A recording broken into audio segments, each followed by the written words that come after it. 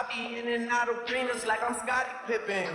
Left my elbow in the pot, a la Vince Carter. Hold up, I ain't trying to stunt, man, but the Yeezys jumped over the jump, man. Bitch, you weren't with me shooting in the gym? Wrong nights, I perform like Mike. Anyone, Tyson, Jordan, Jackson, action. James Hard with the range on me, nigga, way back. Been flowing stupid since Vince Carter was on some through the legs arm and the hoop shit. Coach, they won't knock me off my pivot. Get it. I'm on my New York shit. I rep the Giants, Jets, New York Knicks.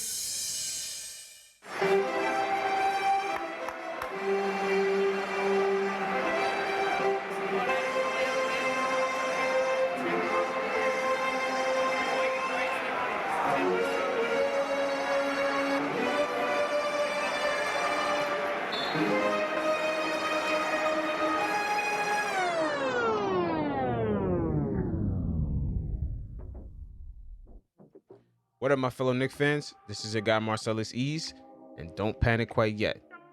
Now, during that trade deadline, the Knicks definitely made a necessary move by providing another spark to the bench. That's with Josh Hart. It reminds me of the move that they made back in the 2020 bubble season when they got D Rose, and he provided that same spark. And it's always important to understand when the end is coming near. And D Rose, matter of fact, he went uptown to sit down with Matt Hoffer. You already know the interview got real because D Rose definitely was giving it up. And he spoke on a few things. First of all, how he fell in love with basketball, the details of his rape trial. Like I said, he was giving it up, and I'll provide the full link in the description below to the interview. And he also talked about, falling in and out of love with basketball, and also understanding the fall off. So the situation, how it's playing out with him and the Knicks this year, is nothing new to him, and he's going to talk about how it was in Chicago during that fall off. How hard was it when you found out Chicago was traded? Tough. I thought I'd always be there like my entire career, kind of. You know what I'm saying? Like I gave it like my all, played hella team, like played great. And that's what I mean, like, that's when I felt Chicago in like a different way. Not in a different way, but it was similar to, like, let me tell you, like, we playing in games. It went from them cheering for me to them like, I'll shoot the shot, pass the fucking ball. It's the fans. Yeah. Shit. That's a hell of a fall off. And let's not forget, D Rose is from the south side of Chicago, one of the most dangerous hoods. He is from that. So at the end of the day, it's almost like someone being from the boroughs, and then they play for the Knicks and they bring the MVP home at a young age, repping the boroughs and repping the city's team. That means a lot. And that's a hell of a fall off for when you just playing on the court and it's just telling you pass the ball. So D Rose understands how this fall off looks like and how it feels like. And that's crazy. We all know coming from the city, it's all of our dreams to win the MVP for the hometown squad. That is insane. Like, whoa, it's something quiet, it's settled, real subtle, but I can hear that shit. Right. Like, whoa, that's the first time I heard that, bro. Like, oh shit, like shit changing. I still didn't think I'd be traded though. I'm gonna replay that one more time for you guys to hear, because that's a hell of a situation. I thought I'd always be there like my entire career, kind of. You know what I'm saying? Like I gave it like my all, played hella team, like played great, and that's what I mean. Like that's when I felt Chicago in like a different way. Not in a different way, but it was similar to like let me tell you, like we playing in games. It went from them cheering for me to them like, I'll shoot the shot, pass the fucking ball. It's the fans. Yeah. Like, whoa, it's something quiet, it's settled, real subtle, but I can hear that shit. Right. Like, whoa, that's the first time I heard that, bro. Like, oh shit, like shit changing. I still didn't think I'd be traded though. In the same way he felt that things were changing, I believe this season early on, he knew and felt the same things. Because for him to be working for the Knicks and to go uptown and give up this type of interview, 3-hour interview, in depth, even giving details about his rape trial. None of these things are MSG friendly, and the Knicks especially among their players, they control what media they go to. So D Rose already felt, the heat probably coming from the organization, and just little hints that he probably been seeing, little subtle hints that his time on the Knicks is about to come to an end. Still playing, the media got into it, where they flipping shit, making it seem like it's something that it wasn't. Where it's like, all right, he looked like he don't want to be here.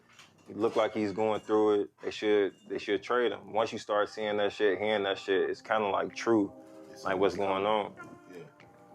Yeah. You think that's the organization's kind of like prepping people for what they're gonna do? Let me tell you. So me and my brothers, we go have a meeting with the front office, and my brother not saying nothing. I'm just telling the office, the two people at the time in the office, just talking to him. Like, I felt like that was my time to show my brother, like, hey, like, I'm here now. Sit back. I got this. I'm little bro grown up now. Hey, y'all doing, I see this. Not in a crazy way. Yeah. Tone wasn't crazy or nothing, but I see what's going on. You can't treat me like I'm a kid no more, bro. I see what's, like, to me, I could tell. Right after that, a couple months go by, I'm traded. So they couldn't take me, like, being honest with them in a way.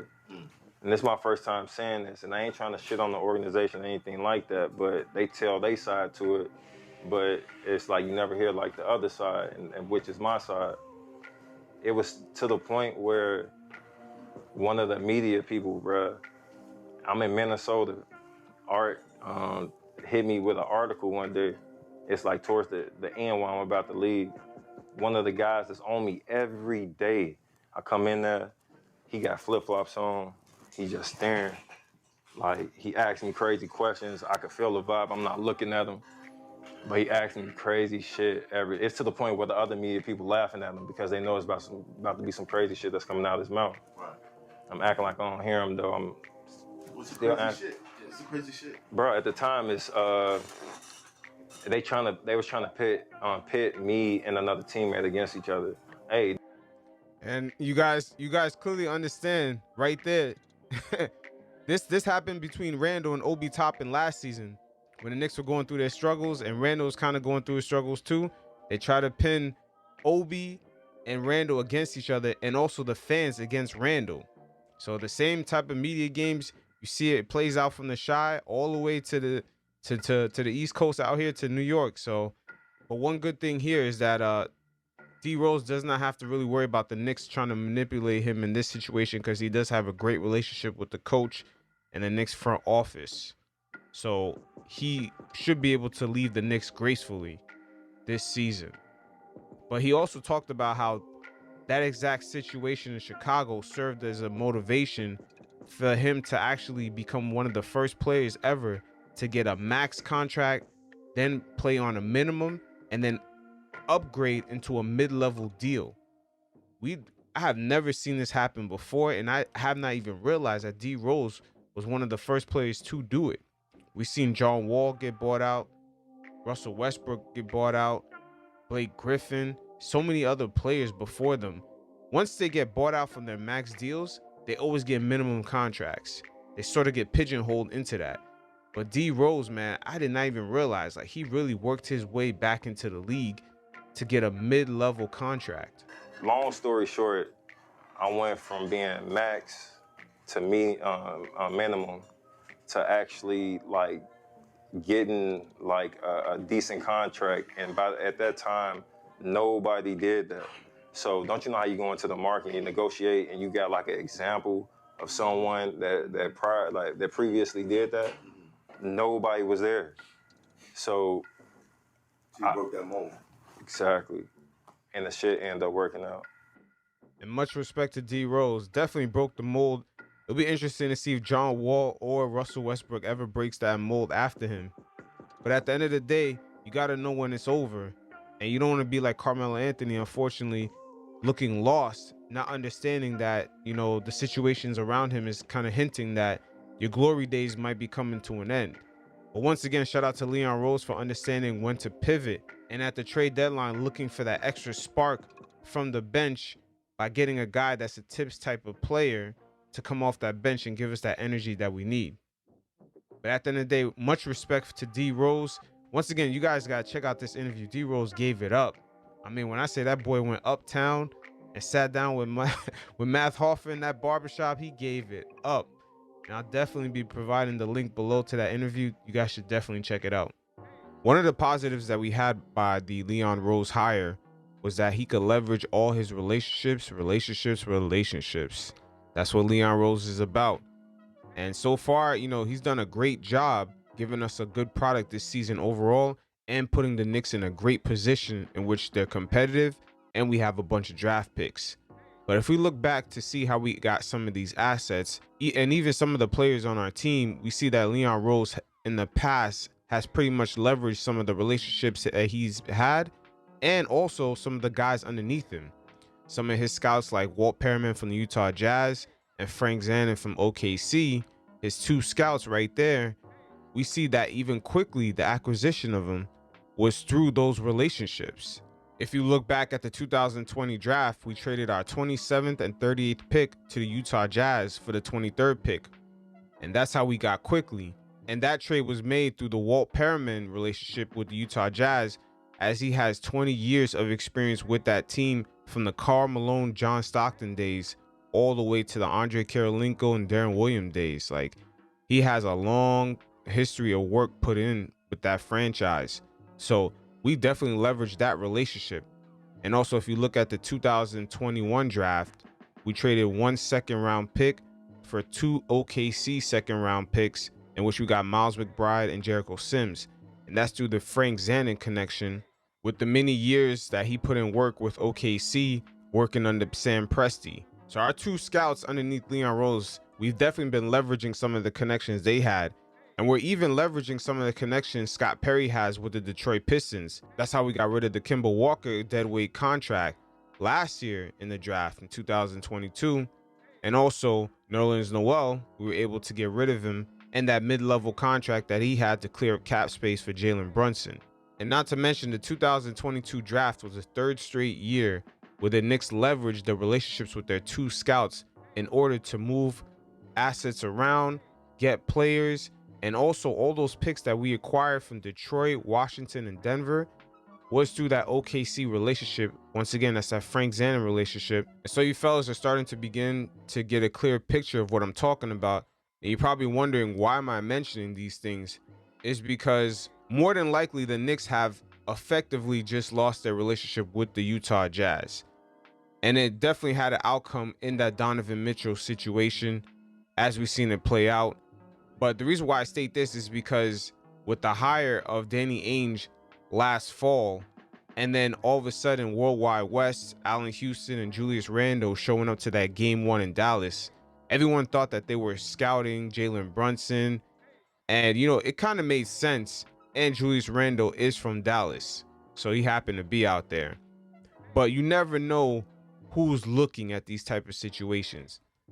And it seems like Danny Ainge took quite offense to it, because you can even look at what they wanted from us. It was kind of like a fuck you offer. You know, give us all these picks for this guy, but we're not going to make the same requests from other teams.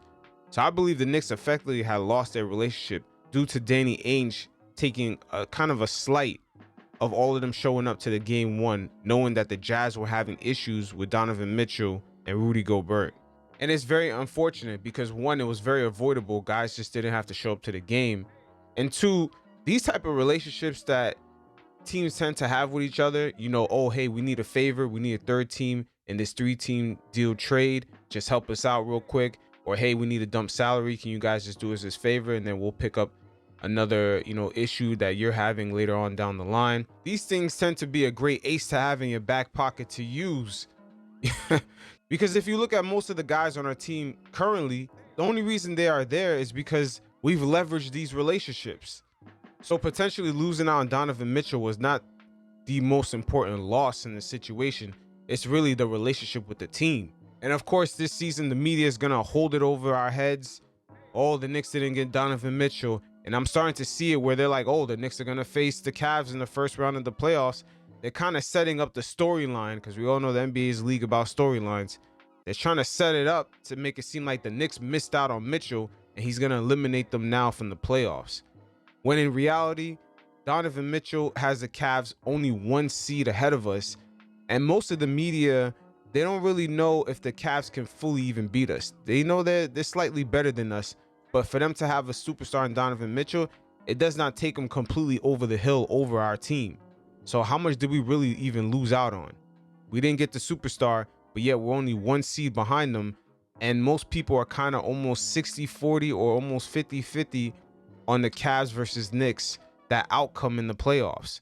So really, us not getting Mitchell, how much of a domino effect it really had on the squad. So when it comes to Walt Permian, one of our key scouts, I don't know going forward, what could he really leverage with the Jazz? I don't know if he can make amends or if the Jazz are going to start to treat us kind of like a rival team.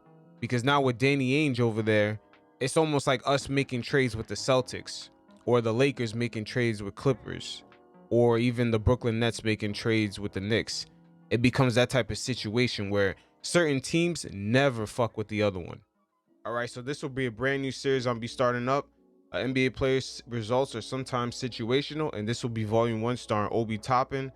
As the Knicks are kind of reaching a pivotal point with Obi, as Julius Randle, he has basically solidified that power forward position spot. It is no doubt solidified and belongs to Julius Randle, as that was not the case when Obi Toppin was first drafted. Julius was in a contract in which the team did have options to kind of get rid of Randle after that 3rd season, but we all see what Randle did in the 2020 bubble, and it kind of changed the whole situation with the Knicks. And Randle since then has kind of taken off. And the Knicks next season, they're going to have to either choose to give Obi a contract or he's going to enter restricted free agency. And that has to happen before the start of next season. So once again, the NBA players' results could sometimes be situational. Austin Rivers kind of spoke on this, being a 10th overall pick, as he was never thrust into a situation where he could be that scoring leading guy. And he talked about, once a player leaves the team, other teams might not be as invested in him. But I'll check in every once in a while. You guys definitely check it out, as it really relates to Obi's situation and kind of gives you a player's perspective. They traded him to Detroit. They kind of got off of him. They gave up on that project. You also were a lottery pick that didn't excel with the team that drafted you. Right. What's that like? Because I'm sure when you first get drafted by the team, you're like, I'm going to be here for 10 years and this is going to be my franchise. Especially him, he was a number 2 pick. I really, I'm glad you asked me that, just because it's hard to deal with, man. I mean, that's not an easy feat. You start getting the name bust thrown at you. And I got that thrown at me early. And especially with so much hype I had coming out of high school in Duke, I always tell people, man, like, I was a top 10 pick in the NBA, number 1 in high school. There was a lot of pressure on me to come to the NBA and perform. And unfortunately, I'll point fingers at both ways. Myself, because you always have to take that as a player. And then the situation I was just, it wasn't really made for me to succeed. It just wasn't. And that happens sometimes. The NBA is very situational. And I got drafted to a situation where the ball wasn't rolled out for me to just be like, hey, Austin, go be you, go be free. And within my first year, I break my hand, missed 30 games. And I spent that sophomore summer. I went back to summer league. I dominated. And I felt really good coming into New Orleans to be that scorer that they wanted me to be. And they bring in Tyreek Evans and Drew Holiday. You know what I mean? Going into my sophomore season, this is what I have already. Which is a big season for any player. This going to that sophomore season, it's a huge season for development. And I never got that. As soon as that happened, that changed everything for me. So you just don't. You can name a bunch. Markelle Fultz didn't work out for the Sixers. I thought his shot was broken and he would be done. He's a really good player for the Magic. He's playing really well. Yeah. Wendell Carter was a throwaway, I think, in the Vucevic trade from the Bulls to the Magic. I think he's a great young center, one of the better young bigs in the league now. And that's you might not. One man's trash is another man's treasure. And the situation with me in New Orleans was just one of those that just didn't go right. And then you just move on and move forward. You make that next one work. And Wiseman and these other guys will do the same thing. I have no doubt. What they'll have to deal with, though, I just want to say this lastly. What they'll have to deal with is understanding they might not ever be what they thought they were gonna be as their draft pick. Okay, because it's different. All right, when you're drafted to someone, you're their baby, you're their investment, you're their pick.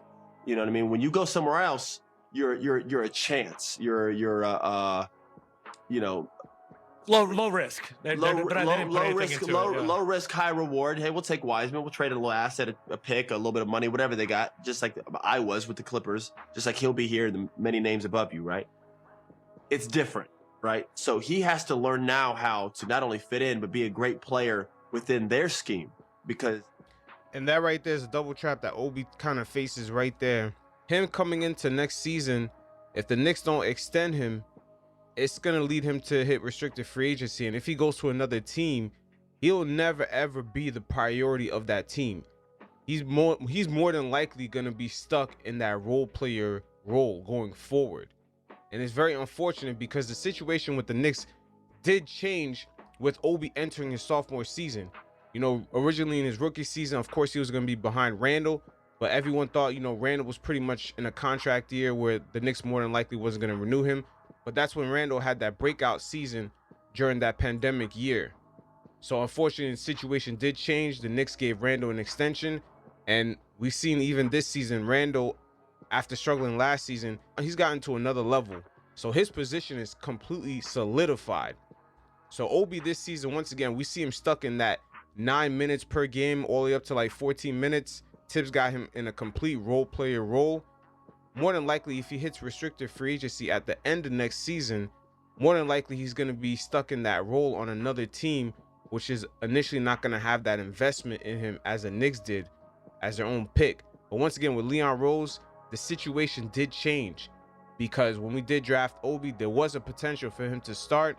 But once again, Randall did have that breakout season. And then following this season with his all-star performance, his position is completely solidified. So, of course, things are going to have to change. Obi's going to have to pivot. And it'll be very interesting what him and his agent decide to do here, because I really don't think the Knicks are going to offer Obi an extension next season, especially with Randall solidifying his position.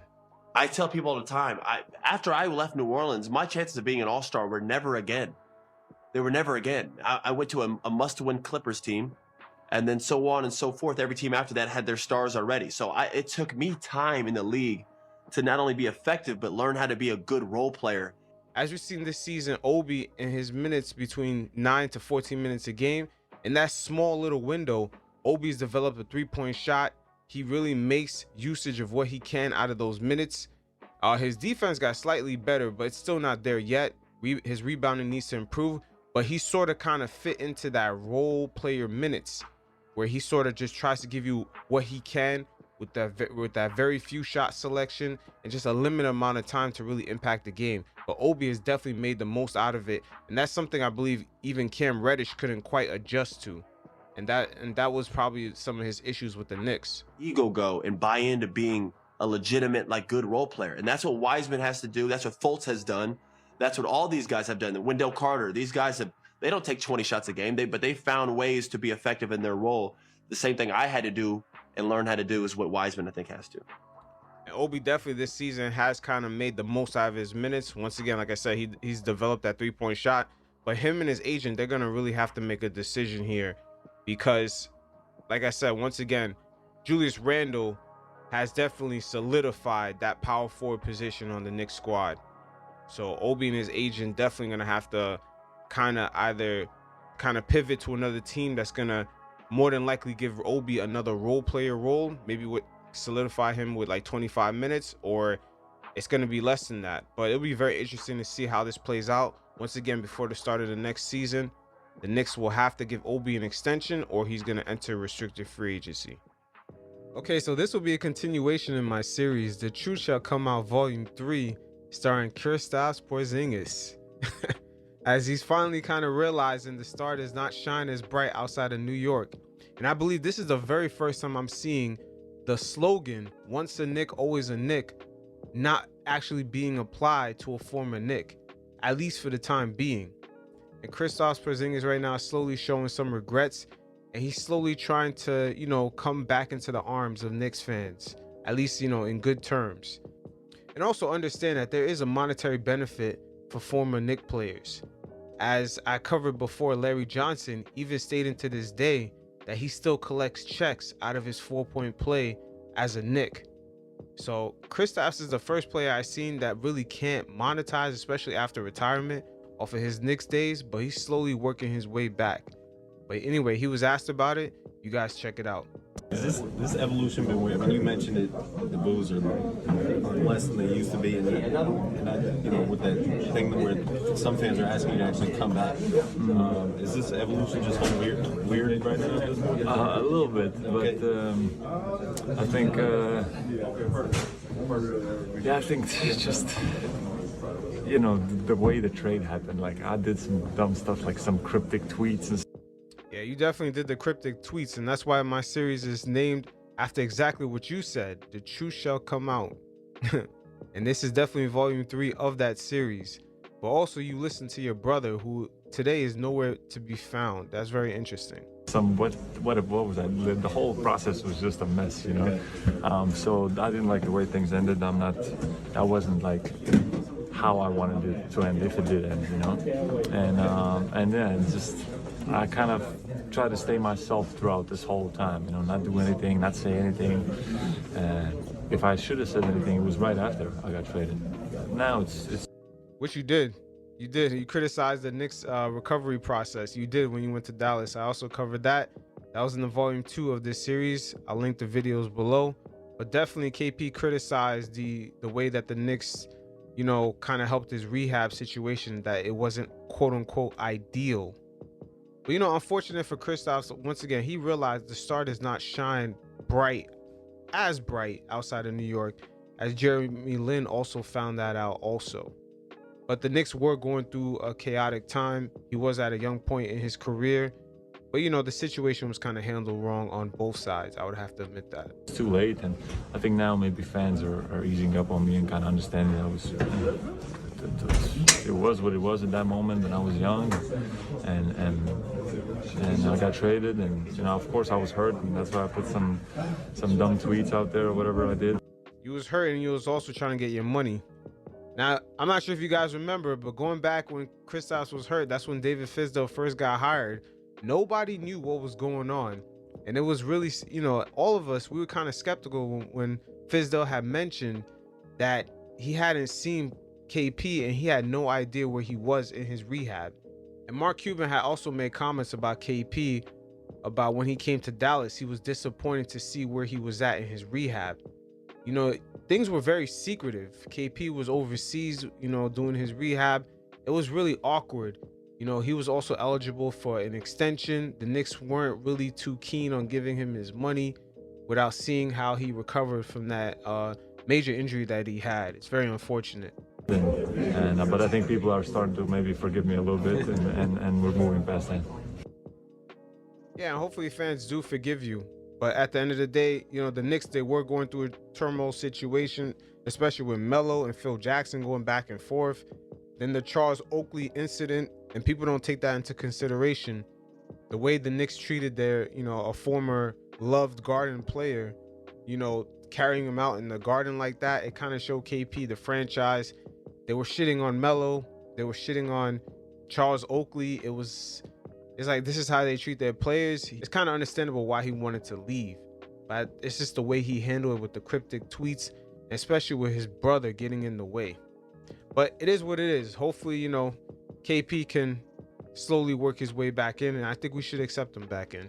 But one thing we do know for sure is that star does not shine as bright outside of New York, boy. So it looks like the Knicks' #1 rival, the Daily News, had tracked down Cam Reddish to get a few quotes for him about his time being on the Knicks. And of course, make no mistake about it, the way a lot of this article was framed, it made it seem like the Knicks wasted 2 first-round picks, 1 to acquire Cam Reddish and 2 to get rid of him. But let's keep in mind that the Daily News does have an ongoing beef with James Dolan for revoking media passes for a lot of the members of their newspaper organization. But overall, jumping right back to Killer Cam right here. He only played for us for 35 games. And unfortunately for him, it's been a struggle to see some consistency.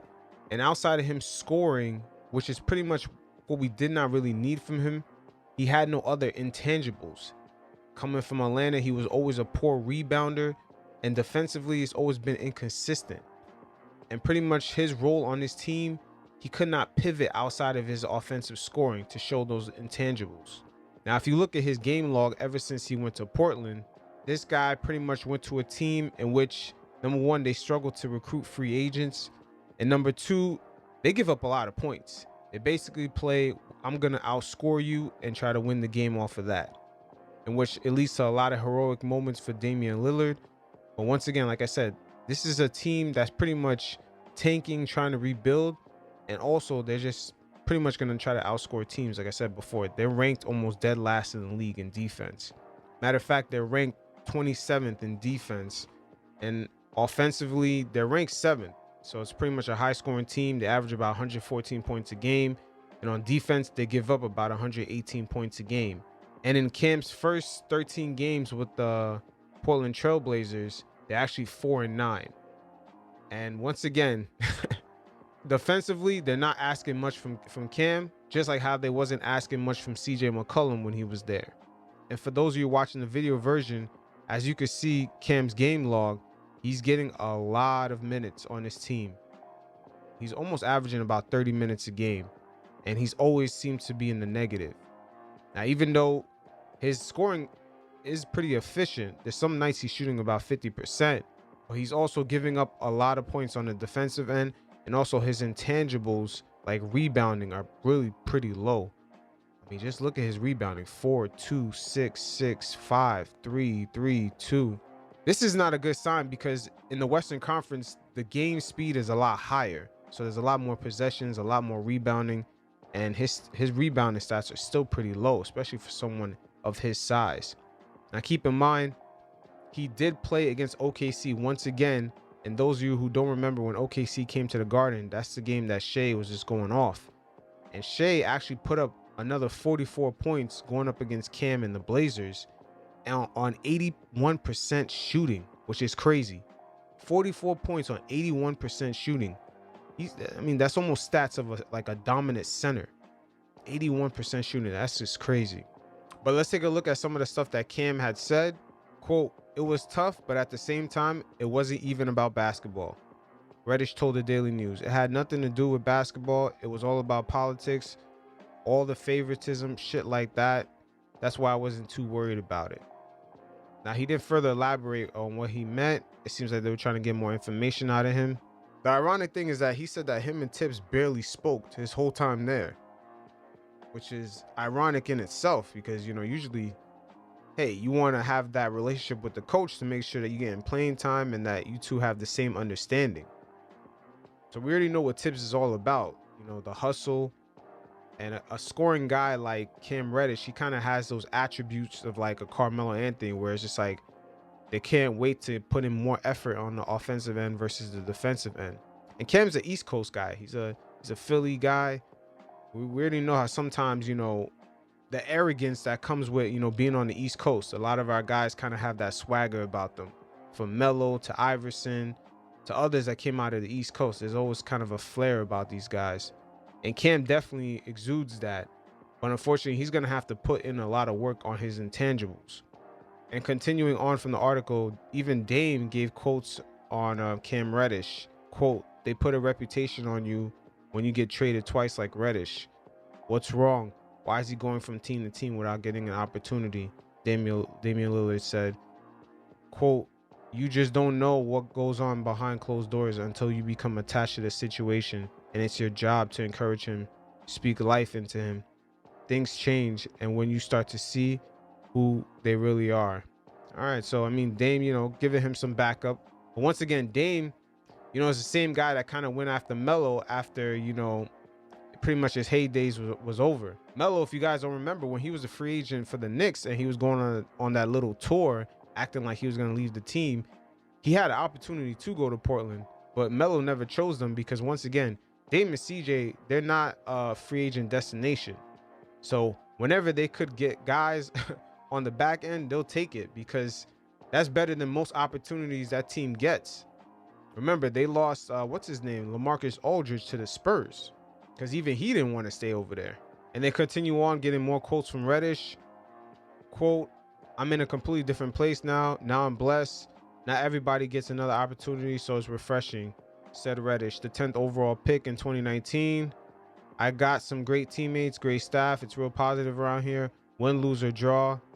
It's not somebody beating you over the head. Not that that was happening in New York, but it's more like my style.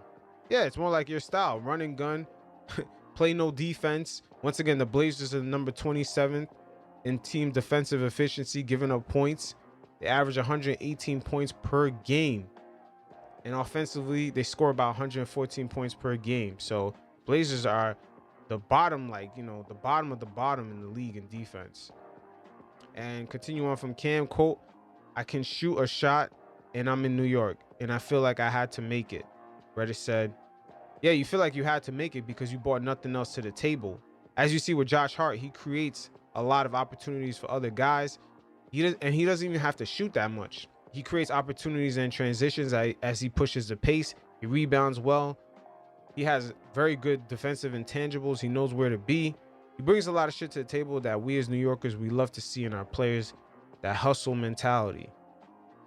Because most of the scoring for the Knicks is going to be through RJ, Randall, and Brunson.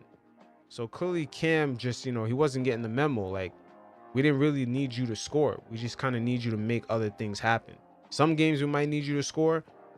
Most other games we really didn't. And so him talking about he had to make a shot. He also said that he thought that he wasn't the only person that felt like that. Quote, I was getting too much pressure on myself. Now I can relax and play my game. You're going to see it. The more I'm on the court, the more I'm going to grow and play, and I'm happy. And of course, the Daily News article continues on to make it look like the Knicks traded away Reddish and wasted 2 first-round picks. But we did, in order to acquire Reddish, we did trade the Hornets 2023 first-round pick that we got. And that pick is top 16 protected.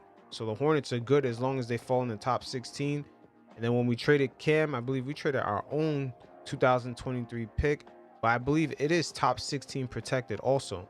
And if it doesn't convert, it becomes 4 second-round picks for the Portland Trail Blazers. So we really didn't give up that much. And it looks like there was more from Cam Reddish. Quote, I knew that coming in. I knew that there wasn't really a plan, Reddish said. What am I going to do? Complain about it? No, I was going to make the most of it. I still became a starter at the end of the day. And I just tried to do what I could do with it and what I was given. And it didn't necessarily work out. You know what's the interesting part about that whole scenario? He did have a great opportunity in the start of this season to become a starter with Quentin Grimes going through his injuries. And remember, Quentin Grimes tried to come back and then he got re-injured and then there was no timetable for his return. And in that time span, Reddish didn't really show that he could separate from Grimes. Remember, Quentin Grimes, he doesn't have the resume that Cam Reddish did coming into the draft, and he's a younger player. So by the time Grimes came back in the lineup, you saw the major difference in the play between Grimes and Reddish. So Reddish had a head start of Grimes to start out and get the position. But at the end of the day, he let Grimes come back only from injury and still stand out better than he did. So that kind of says a lot. And continuing with the article, asked about rumors of a conflict with Thibodeau, Reddish said he didn't communicate enough with the coach to know if that there were problems. That's a red flag right there.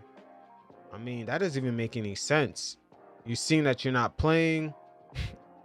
You even getting Evan getting minutes ahead of you, and you're still not going to talk to the coach. It clearly was an issue. Like Reddish said earlier in the article, he didn't want to elaborate on certain things. I never really talked to Tibbs like that. I don't know, Reddish said, and I don't really care. I'm here in Portland now. I'm going to try to put that in the past. Those were lower times in my career, so it's whatever. So there you have it. Yo, Reddish, I mean, this is kind of a funny situation, this whole thing, how it played out. But he's obviously keeping things in a tuck. He's probably going to elaborate on further details. But at the end of the day, once again, the Daily News, they got beef with the Knicks. They kind of try to make it seem like we wasted 2 first-round picks in the whole Cam Reddish saga. But at the end of the day, he went to a team that scores over 100 points per game, 114 points exact. But defensively, they give up 118 points a game, which is ranked 27th in the NBA. But Cam is still only putting up about 13 points a game in that scenario while playing over 30 minutes a game. So you guys pretty much begin to get a clear picture and put 2 and 2 together. Something doesn't add up.